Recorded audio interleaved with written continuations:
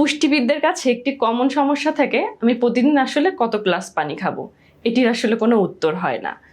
আপনার শরীরের দৈহিক গঠন, আপনি প্রতিদিন কতটুকু ঘামছেন, আপনি প্রতিদিন কতটুকু পরিশ্রম করছেন, বা আপনার শরীর থেকে কতটুকু পানি বের হয়েছে, এর উপরে আসলে পানির চাহিদাটা নির্ভর করে।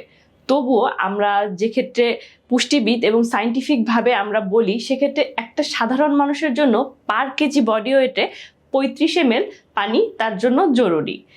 সেক্ষেত্রে সেটি যদি আপনি বেশি ঘেমে থাকেন বা আপনার পরিশ্রমটা কম হয়ে থাকে বা সেটা শীতকাল হয়ে থাকে যে আপনার ঘাম হচ্ছে না, সেক্ষেত্রে এই পরিমাণটা কম বা বেশি হবে।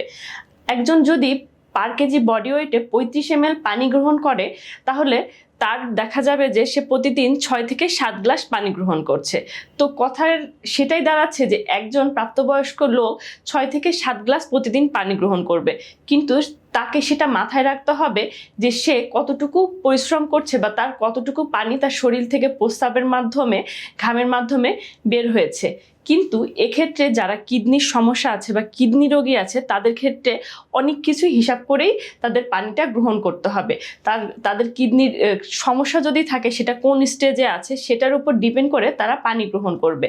কিন্তু সত্যি কথা বলতে, একজন স্বাভাবিক মানুষ কতটুকু পানি গ্রহণ করবে এটির আসলে কোনো হিসাব নেই। তবুও আপনি আপনার যতটুকু ওজন, সেই ওজন অনুসারে পার কেজি বডি ওয়েট 35 ml পানি গ্রহণ করতে পারেন। সেটিকে আপনি আপনার কায়িক পরিশ্রম অনুসারে ভাগ করে আপনি কম বা বেশি করে নেবেন।